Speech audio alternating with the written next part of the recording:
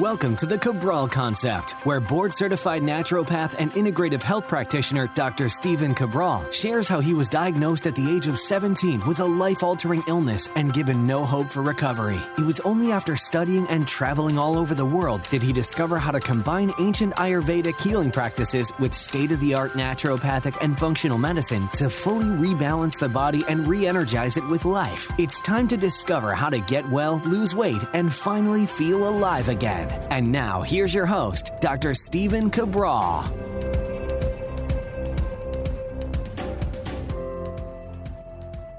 Welcome back, everyone. We're here today with our Wellness and Weight Loss Wednesday podcast, all about body transformation. And remember, it's not just about losing weight for the sake of losing weight. It's actually just about getting the body healthy. Today, we're going to be talking about metabolism. We're going to be talking about, should you skip breakfast, yes or no? I have many shows previous to this on intermittent fasting. I have many shows on should you skip breakfast or not. What time should your breakfast start? If you are not skipping breakfast, should it start at 6 a.m. when you wake up, or 8 a.m., wait a couple hours, or 10 a.m. in the morning, or should you just skip it all together and wait until noon? Or should you do a 1 meal a day diet later at night? Again, I have podcasts on all of these. They're at stephencabral.com/IF. stephencabral.com/IF. That IF is for intermittent fasting. And I really break down all of the intricacies around intermittent fasting. And by the way, the understanding that not everyone should be skipping breakfast. Not everyone should be skipping dinner. Not everybody should only eat maybe 1 meal a day or 2 meals a day, right? There are lots of people, many people, and I might even argue the majority, that should not be doing that, especially once they get out of their 20s, right? It's very different getting information in your 20s than it is in your later 30s and beyond.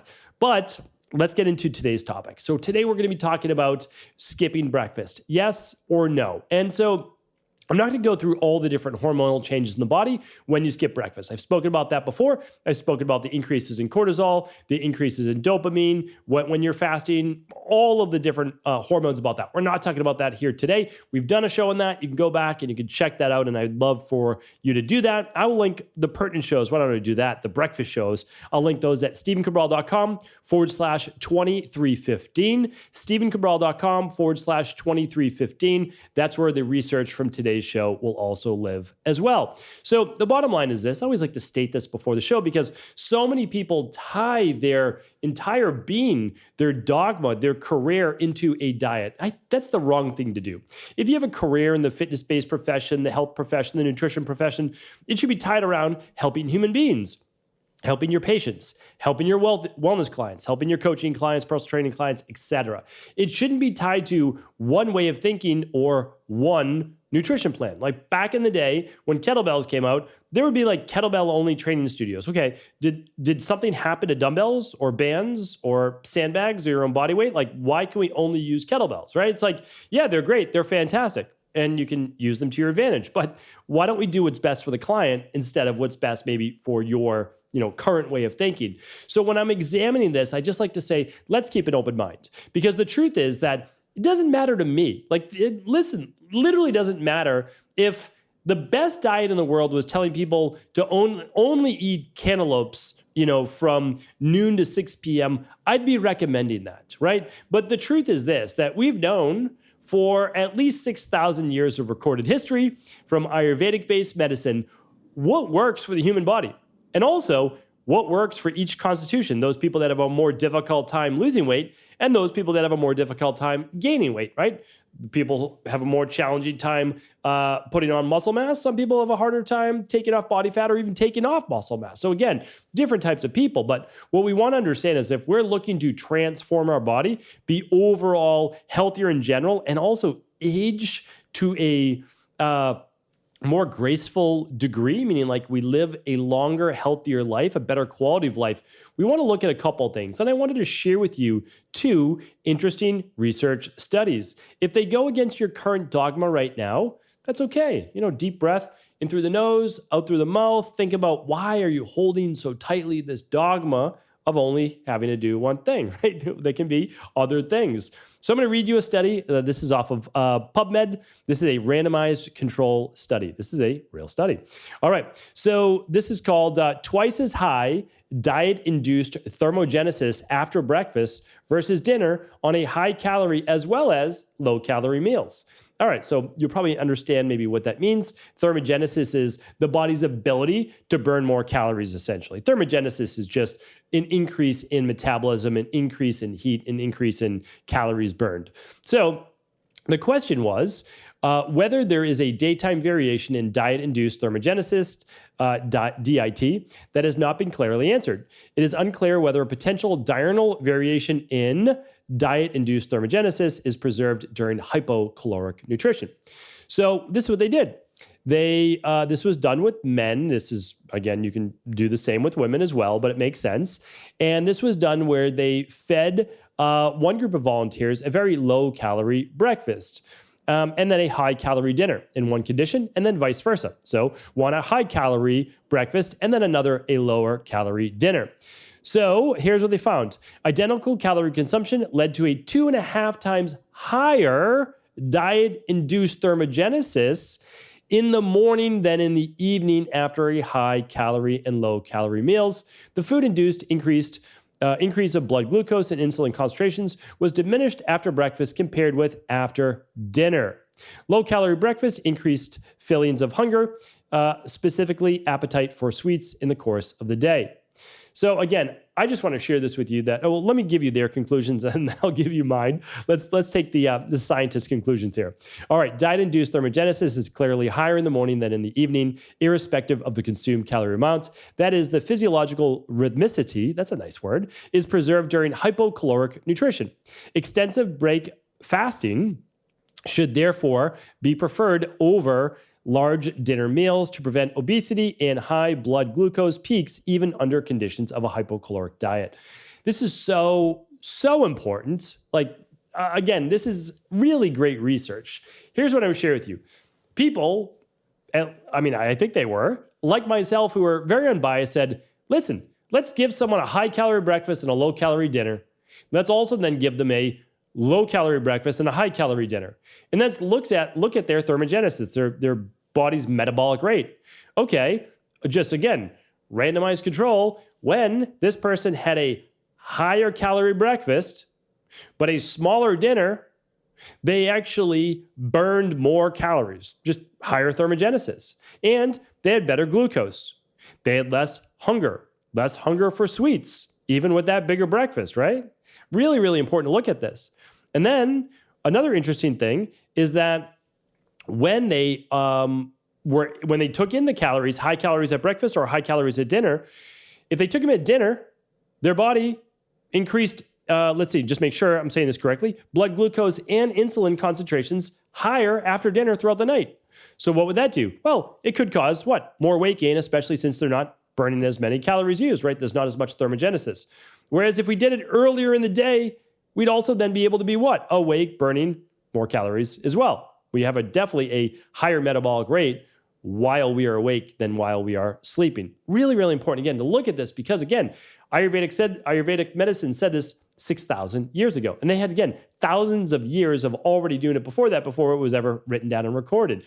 We really have to just also, things have to also pass the common sense barometer of, is this healthy? Is this a good thing to do? Just because we can skip breakfast and just because it can induce weight loss because you're consuming one less meal during the day, is this the right thing to do? And even if it is, should we make dinner an absolute gorge fest, which people are doing, that is absolutely not healthy, right? It's absolutely not healthy. I've talked about this before with the one meal a day. If you're doing one meal a day, it has to be at lunch. You can't do it at dinner. It's the worst time to do it. It's being proven over and over in science that the best time to eat is, again, this may be shocking, during the light hours, right? Again, I say this tongue in cheek because I'm trying to not go on a complete rant right now, but humans are meant to be turning their bodies off, parasympathetic mode, asleep, resting, relaxed for dark hours. And that's because before the last, maybe a couple thousand years maximum, we would be easy prey to nocturnal-based animals because we are not nocturnal predators. A big cat would easily be able to take out a human sleeping not in a house. So we wouldn't be hunting at night. We would absolutely be hiding away so that we are not prey at night. And we would be active during the day, right? And we would be then eating during the day. Like, this is absolutely human, right? So if we're eating late at night in the dark, can you do it? Yes. Can you digest it? Yes. Is it as healthy? No, it's just not. Again, like, you can still do it, but it doesn't mean that it's healthy. And we can't try to like come up with all these different scenarios. Well, it's healthy if you do this. No, it's not. It's just not healthy, right? It's like, we can drink alcohol if we want, but we can't pretend that alcohol is healthy. Like, we can't. We have to stop doing that. It's not that I don't have a drink every once in a while. I do. It's not like I don't have, cheat foods or flex foods every once in a while. I do. I don't want to seem that I'm like better than anybody else, but I just don't try to justify it when I do it. I just say, I'm doing this because I choose to do it, and I live healthy 99% of the time, right? And so I'm just doing these things because I choose to do them. So but again, you might say, well, that's not enough for me. That study is not enough for me. Totally understand. And again, I'm not even getting into the hormones today because I've done podcasts and all the things that happen hormonally. And again, you can say, well, N equals 1, and anecdotally, I do better skipping breakfast. And I would say to you, do you, right? Do you really? Like, symptomatically, you're like, I have more energy. Maybe you do, because maybe there's something wrong with your digestive system. Maybe that zaps a lot of your energy. Maybe you're eating the wrong food combinations. Like there's all sorts of things to look at. And also, dopamine increases when you're fasting. Cortisol can increase when you're fasting. So again, please go back to, are you really healthier, not just symptomatically? Because those symptoms could turn on you 8 months from now, 9 months from now, or for a lot of women, 6 weeks, as you start to go super low carb or skip breakfast, et cetera. So again, I'm just sharing this with you because something in the beginning doesn't necessarily meaning like you symptomatically feel better, doesn't mean physiologically you actually are, because your body can compensate in absolutely amazing ways. So you just run a hormones-based test, right? Like, literally run a stress hormones metabolism test. And if you feel better not eating, you may have digestive issues. So you might want to literally clean up the gut from the candida parasites, H. pylori, or bacterial overgrowth that you may have as to why you felt bloated or gassy, et cetera, in the first place, or tired after eating. So again, I'm not going to get deep into that. Many podcasts on that. I've got one more study to bring you. So this one is it's from the Endocrine Society. Let me find the journal that it was published in. I'm going to link it up for you anyways. But this, I know for sure. It looks like it was published in the Endocrine Society. All right, there we go. 18,000 members. Great. So let's check it out. And again, this was just about 1 year. That's like 12 months ago. So not too long ago. Intermittent fasting. Let's give you the headline. So eating before 8:30 a.m. could reduce risk factors for type 2 diabetes. Again, I'm not telling you to eat before 8:30 a.m. I'm just sharing the study. Let's see. So the people who started eating before 8:30 a.m. had lower blood sugar levels and less insulin resistance, which could reduce the risk of developing type 2 diabetes, according to a study presented virtually at the ENDO 2021, the Endocrine Society's annual meeting. We found that people who started eating earlier in the day had lower blood sugar levels and less insulin resistance, regardless of whether they restricted their food intake to less than 10 hours of their food intake, or it was more than 13 hours. This is interesting to look at, right? Because they could eat from 8:30 to 8:30. They could go more than 13 hours. It didn't matter. So their fasting window didn't seem to matter. What mattered was them eating before 8:30 a.m. I'm going to add a little bit more color to that towards the end. So insulin resistance occurs when the body doesn't respond well to the insulin that the pancreas is producing, and glucose is less able to enter the cells. People with insulin resistance may be at a higher risk for developing type 2 diabetes. Both insulin resistance and higher blood sugar levels affect a person's metabolism, the breaking down of food to its simpler components, proteins, carbs, and fats. Metabolic disorders such as diabetes occur when these normal processes become disrupted. With a rise in metabolic disorders such as diabetes, we wanted to expand our understanding of nutritional strategies to aid in addressing this growing concern.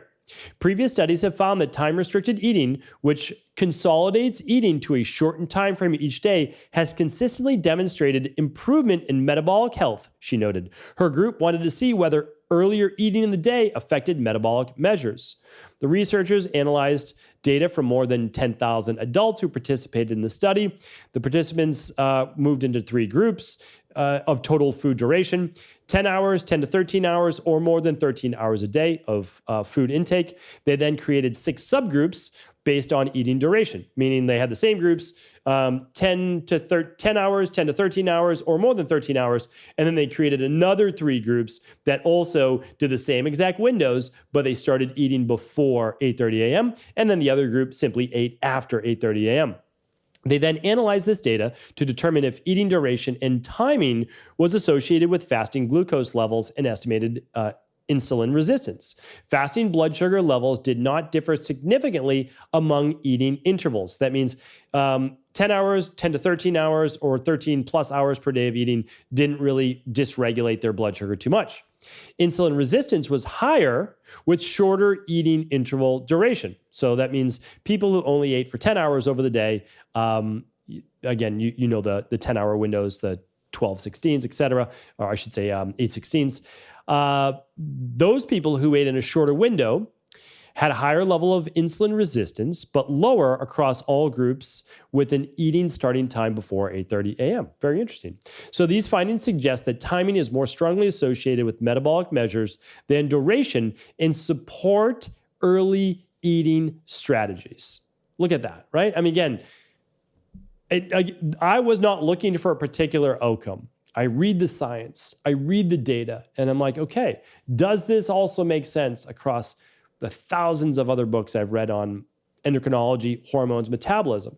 And I have to tell you that it does. It just keeps coming back to humans were meant to eat as they needed fuel for their body. In our Western-based mindset, we say, no, I don't need to eat. I can just push through this with what? Some caffeine, some coffee in the morning to get me going, and that's all that I need. Sure, it's all that you need symptomatically, but it's not all your body needs physiologically. And there's a big difference because caffeine will give you get up and go. What does caffeine do? Well, it spikes norepinephrine, adrenaline, dopamine, cortisol levels. What does cortisol do? Well, it's a glucocorticoid. What does that do? Well, it breaks down liver glucose. So it's going to break down stored glucose anyways, which is why caffeine, I've got a podcast on this as well, does coffee spike your blood sugar? It may or may not. Again, you have to test. Very interesting that it could just raise blood sugar levels. Anyways, but what does all this do? This is a metabolic stress. So I've talked about this before. I truly believe that intermittent fasting is the closest thing that we have right now to the fountain of youth. I truly believe that right now. Again, I think heat therapy is great. Cold therapy, not as great as heat therapy, but can be really great. I think intermittent fasting, big part of the equation. I think certain nutrients that help improve the mitochondria, absolutely great. Breath work, great. Like, I think there's a lot of great things. Intermittent fasting is up there. There's no doubt about it. And I'm an advocate of longer intermittent fasting, just not necessarily every single day of the week.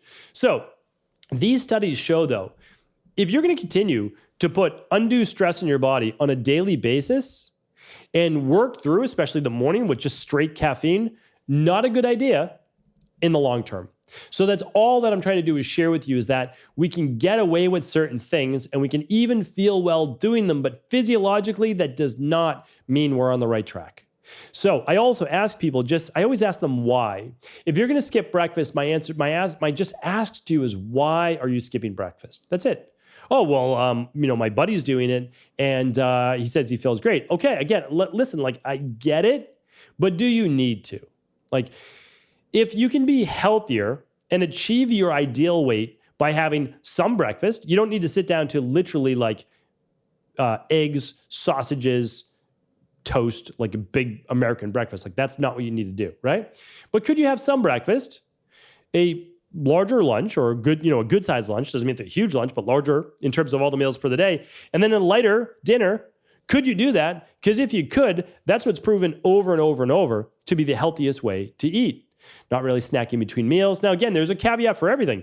Okay, you're an endurance athlete or you're doing twice a day training. Like you could definitely do snacks between meals. It's based on what you need at that moment. But I'm talking about general population. I'm talking to millions of people that we need to be able to help, especially as health practitioners. So stop eating a few hours before bed. Allow then those blood glucose levels to level back out. Allow the body to actually digest that food before you get into bed. But again, that's a separate podcast. So hopefully this one has been helpful. I truly appreciate you tuning in here today. If you'd like to read over these research studies, I would love to provide them for you here today. You can just go to stephencabral.com/2315. I'll share those. I'll share previous podcasts on whether skipping breakfast is right for you, how to figure out if coffee or caffeine is spiking your blood sugar levels in the morning, and so much more. But also just keep in mind, I have an open mind. I love civilized debate. Always feel free to present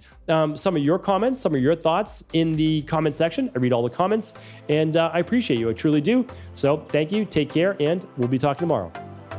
Are you ready to heal yourself and then go on to heal others? If so, the Integrative Health Practitioner Institute can help you discover proven functional medicine protocols that blend the best of 7 different healing disciplines from around the world. I personally share with you the exact handouts and protocols I use in my private practice that enable people to get well, lose the weight, and live longer, stronger. I want to pass this information on to the next generation of health coaches, and that is exactly why I created IHP. We are the future of the health coaching industry, and the skills and knowledge you will learn will make you an in-demand certified health coach anywhere in the world. Although we have many medical professionals taking the IHP certifications, no experience is necessary, and half our members have no previous health certifications. At the Integrative Health Practitioner Institute, our motto is a health coach in every home. Our goal is that you take this knowledge and then share it with family, friends, loved ones, your community, or in a practice where you create a career you love and can be proud of. The global IHP community is filled with some of the most kind and caring people in the world, and we can't wait to welcome you into our world soon. For more information or to set up a discovery call with one of our IHP Health Coach graduates, simply head over to integrativehealthpractitioner.org.